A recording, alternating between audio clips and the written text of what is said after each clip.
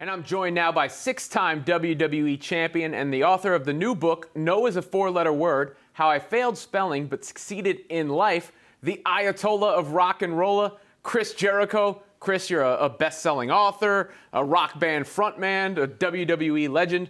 Would you consider yourself wrestling's Renaissance man? I think I'm not wrestling's anything. I think Renaissance man is a good choice, or just working on the brand of Chris Jericho. And it's funny because when I was a kid, I wanted to be a wrestler. I wanted to be in a rock and roll band. And I keep getting asked by so many people, how did you do that? How do you do both? What did you do to get to these levels?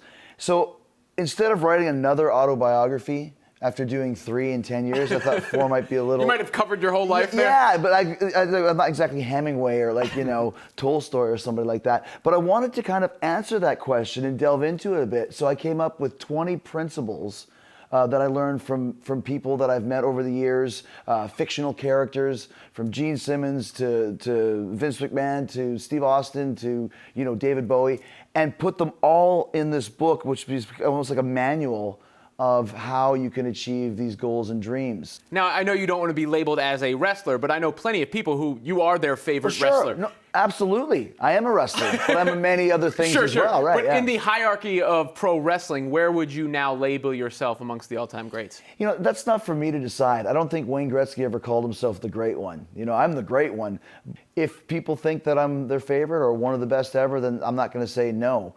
To me, there was a point in my career about, I'd say 10 years ago, when I considered myself on certain nights the best in the world.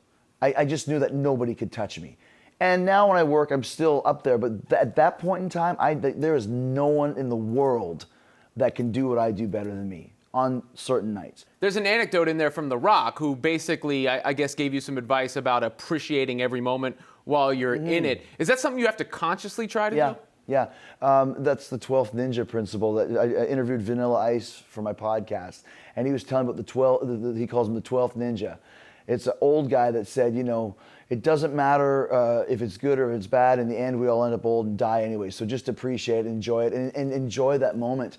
And that's what Rock was saying. You have to sit back sometimes, especially when you do as much as I do with wrestling, music, podcasting, writing, acting, family, everything in between. Sometimes you just got to stop and just that drink it in, man. That's literally just drink it in. Just enjoy being on Sports Illustrated now. This is pretty cool, right? It's not just another moment in a day filled full of press. This is it, man. What a cool environment. Speaking of The Rock, who's the best you've ever been in the ring with? Well, Rock was great, absolutely. We had great chemistry in the ring, but also as characters.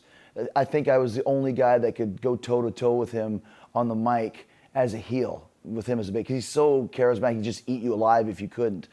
If you had to ask me who the absolute best, though, is Shawn Michaels for me. Tremendous matches. The best ever, I would go as far as to say.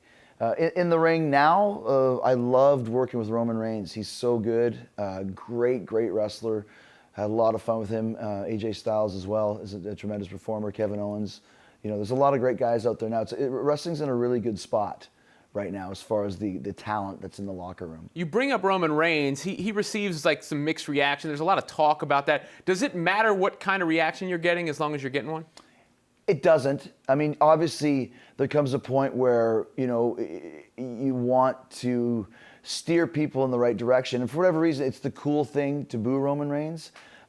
Just as it was the cool thing to boo John Cena, just as it was the cool thing to boo The Rock. But guess what? Those guys are so good that if you really are a wrestling fan, Roman Reigns might be the best wrestler in the company. And I'm telling you that because if people are interested in what you're doing, whether they're booing or whether they're cheering, they're still going to pay money to see you. Well, you've reinvented yourself throughout your career. David Bowie did. That's part of the principle there. The principle, yeah. Do you think Roman Reigns needs to do something like that, or is he good where he's at right now? I mean, it's always good to change up your character and stuff, but I wouldn't change it right now. Obviously, the boss has decided that Roman is going to be a tweener. It's like football or baseball or hockey. Not everybody's going to cheer for the same team as long as you're making noise. And Roman's not stale. So I think the Bowie principle is always reinvent yourself, like you said. That happens when you're stale. And once again, as a performer, your job, your relationship, when you start settling for something or relying on your past, then you don't move forward. So I think a guy like Roman is not stale. Jericho, many times throughout my career, have been stale. And that's when it's time to, what do I do next? I start wearing scarves, and then suddenly scarves becomes a big thing. Or, whatever it may be, a headband. The headbands would be a big thing. Whatever it may be, something different that makes people go, here's 2 pictures of Jericho being on TV 52 weeks a year, twice a week. It's a lot of TV time. If you can't look at Jericho from 99 and Jericho from 2017 and see a direct difference, there's a problem. Backstage politics are almost an industry of themselves, at least the rumors about them when it comes to the pro wrestling circuit, whether it's Triple H, if he's leaning one way, or John Cena maybe having some sway. How much of that stuff is actually true and how much of it is complete innuendo? There is little, like you said, sway here, but the be-all, end-all ends and begins with Vince McMahon. That's it. There is no, this guy, Triple H, says this, or John Cena says this, and it's all Vince. I would love Vince to write a book, but I don't think he ever will.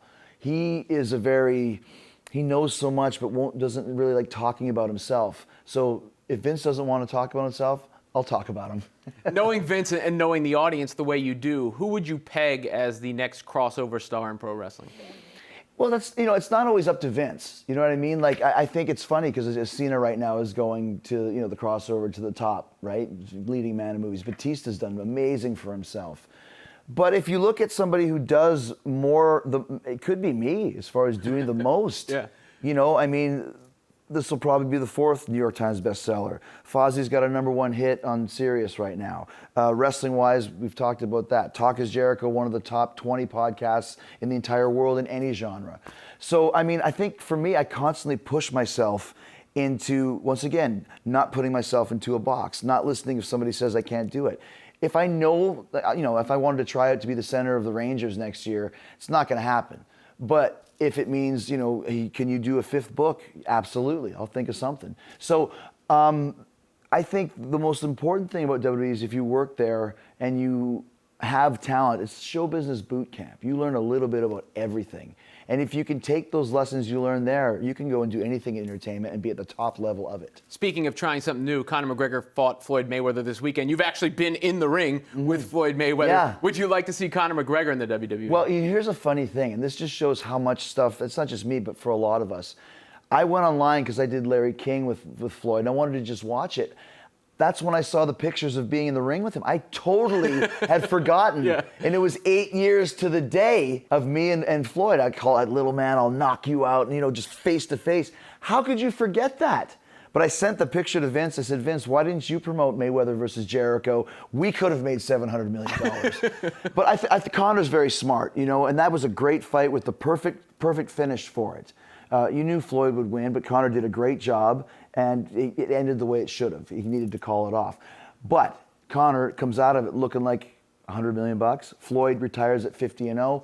So will Conor McGregor end up in the WWE? I think it's a no-brainer. It might not be this year or the year after that because there's a lot of money that you got to spend to get him in there. But a guy that yappy, and knows the concept of cutting a wrestling promo. The same with Floyd. That's why Floyd did WWE, because he got a lot of his stuff from WWE ideas. So I think Conor will definitely end up there. It's just a matter of when he wants to. I also think Ronda Rousey will eventually end up there one way or another as well. A guy who's been in both, Brock Lesnar. You had a little bit of a confrontation with him a year ago, SummerSlam. He won the Fatal 4-Way this past SummerSlam. How would you describe his wrestling career overall? Oh, one of the greatest of all time. Just a legitimate genetic freak and a presence, very intimidating presence. He is one of those old school, doesn't say much beasts that will draw money until he's 65 years old. Because when he walks by, it's legitimately scary. It's like the Mountain from Game of Thrones. Yeah. You're scared of this guy. And you don't want to get in his bad side unless you're stupid Jericho and you challenge him to a fight, but that's another story. But yeah, definitely worth every penny that Vince pays him, and he pays him a lot. And Brock is smart too. He plays it. Now he's talking about going back to UFC, who could also use him. That's another breakout mainstream star in a different way. You know what I mean? Like, everyone knows the name Brock Lesnar because of what he has done. The only guy I think that was a WWE world champion heavyweight and UFC as well. So there's a lot of different ways to kind of break out in that mainstream area. I think The Rock will probably end up being the president of the United States one of these days. You know, we're in that world now where it's celebrity presidents are in vogue. Yeah. You don't have to have any experience; you just have to be able to talk and have some charisma. You know, and I think he'll probably end up as the president. So I think there's going to be a lot of people that worked in the WWE that will take over even more so all aspects of show business. You mentioned how good you were on the mic to be able to go against The Rock. Is there a catchphrase you wish you had thought of? Well, I mean, yes. I mean, you know, the easiest one ever, yes, what, to the point where this past year I just wanted to see if I could get the word it over. Like it was just like a game for me, and yeah. I got it over. Catchphrase-wise, though, like I said, yeah, the you know, if you smell what The Rock is cooking, the classics, you know, Austin 316. I think probably Austin 316 because that was the most spot T-shirt of all time was Austin 316. I think still to this day. So it's funny because you're thinking of catchphrases, and I've had a lot of them over the years, but you never know what's going to stick. You know, like the list. Like I never expected the list was going to do anything. So you just don't know what's going to stick with the audience. But when something works, you just go with it. Speaking of the list, you have Jericho's list. Is there anybody in the sports world you want to put on it? You know, it's funny because every signing that I do, book signing, 50% of the people, can you put me on the list? Can you put me on the list?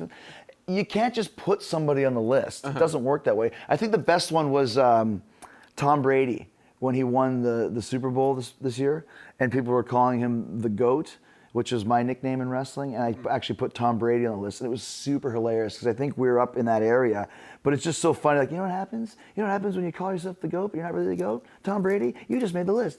And it's like, it went like viral, you know, like Jericho putting Tom Brady on the list. So, I mean, it's funny to have this list. It's become much bigger than Chris Jericho. If I decided to stop wrestling but still wanted to make really easy wrestling payoffs, I could just go put the list on a stool in the middle of the ring and just walk away, and people would cheer and clap. They'd rather see that than me anyways at this point. Well, hopefully the new book winds up on the bestseller list. On the list, the bestseller list. Four-letter word. Chris Jericho, thanks so much for joining us. Thanks, man. Appreciate it.